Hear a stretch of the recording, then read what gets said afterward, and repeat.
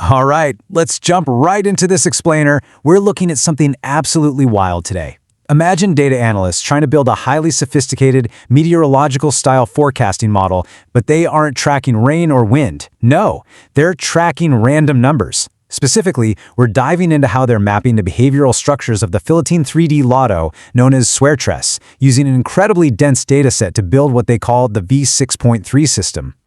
We've got a lot of complex ground to cover, so here's our roadmap. We'll start with order and the chaos, decode the system jargon, run through the 6 movement laws, look at building the priority watch list, and finally test it all out with a specific case study from May 10th. Okay, Section 1. Order in the chaos. Evolving the prediction engine. It all starts with a fundamental human question, doesn't it?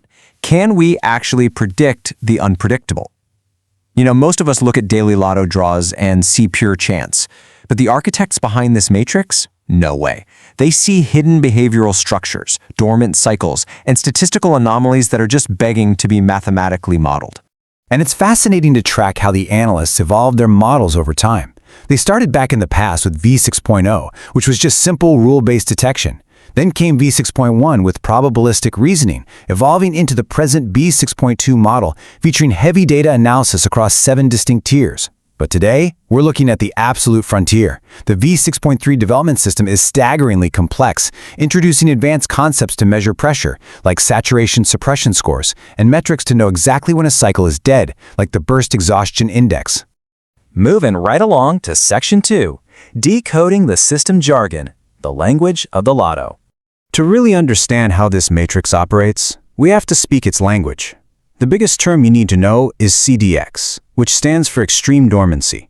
Think of CDX like a massive pressure cooker. Every single day a specific number cycle doesn't hit in the draw, the invisible tension inside the system builds. The longer the gap, the higher the corrective pressure. So, the absolutely crucial distinction here is between a clean delivery and a recycled delivery.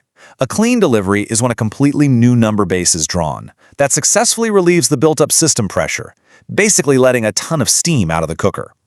A recycled delivery? That's just a known combination hitting again. It provides exactly 0 pressure relief and leaves the whole environment totally saturated. All right, Section 3, the 6 movement laws governing the chaos.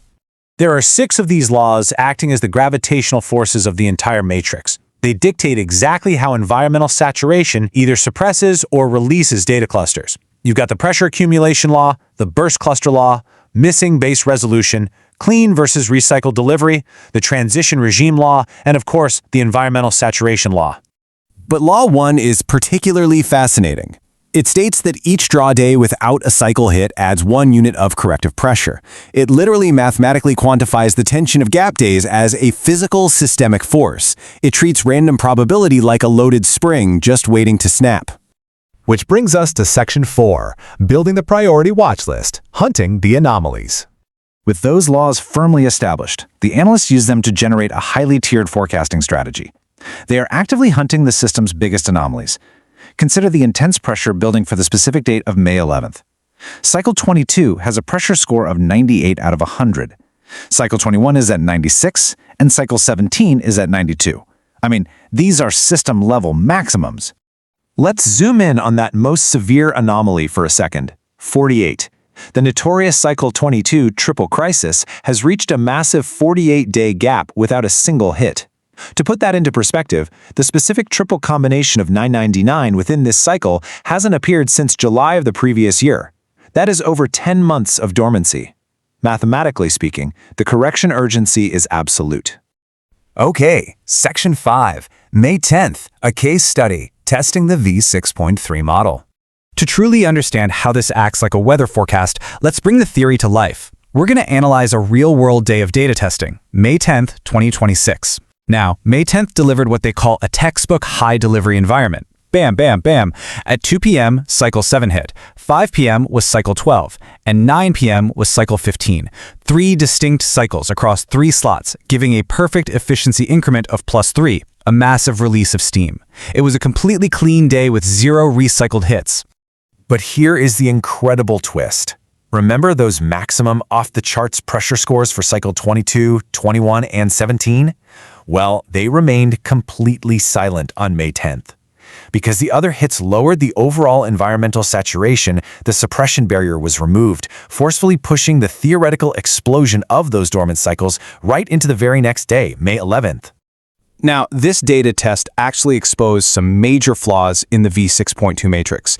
Analysts logged 2 brand new behavioral anomalies. Anomaly A35 showed that a cycle completing doesn't trigger a full mathematical reset. Cycle 7 actually hit twice after supposedly cooling down. And anomaly A36, cycle 15 suddenly reactivated at 9 p.m. without even being on the priority watch list. The saturation index dropped to 60%. Because of those blind spots, the new V6.3 architecture is getting a heavy redesign.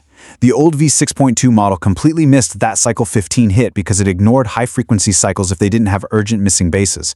Actually, to fix this post-completion noise, V6.3 proposes new metrics like frequency baseline alerting, kind of like a tripwire to catch reactivations, and a burst exhaustion index to mathematically prove when a hot cycle is truly burned out. Look, as we marvel at this incredibly dense framework and all this talk of extreme dormancies and corrective pressure, we absolutely must anchor ourselves with the system's own harsh disclaimer. All lotto draws are independent random events. This system tracks historical behavioral structures. It does not, I repeat, does not offer guaranteed predictions. Ultimately, this whole thing leaves us to ponder a pretty profound question. Does finding order in the chaos through advanced models like V6.3 actually give us a measure of control, or is it just the illusion of control? Are these data scientists genuinely cracking a behavioral code in random numbers, or are they simply satisfying the human mind's desperate, enduring need to find patterns in the dark? It's a fascinating thought to leave you with. Thanks for joining me on this explainer, and keep questioning the data.